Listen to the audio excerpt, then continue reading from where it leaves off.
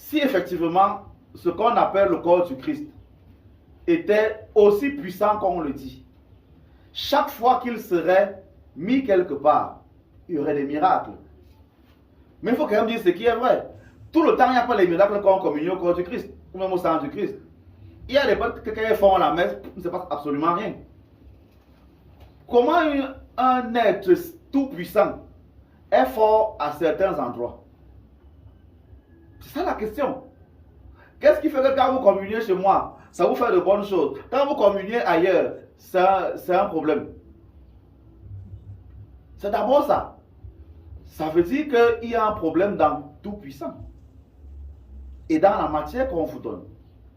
On ne peut donc pas dire que le corps du Christ est tout puissant. Parce qu'il y a des moments où il ne fait rien. Et vous l'avez déjà vécu, ce n'est pas comme c'est moi qui vous l'apprends. Il faut donc que vous compreniez que la lumière ne dépend pas d'un corps, d'une nourriture, d'une église, ou alors, je ne sais pas moi. La lumière dépend de celui qui célèbre.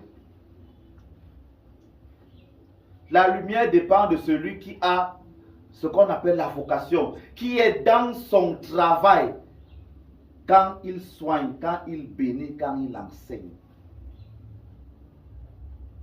C'est comme les mathématiques.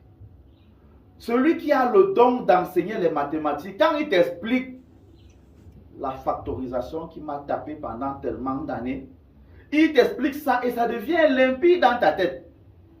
Mais quelqu'un d'autre va t'expliquer ça, tu auras les maux de tête toute la semaine.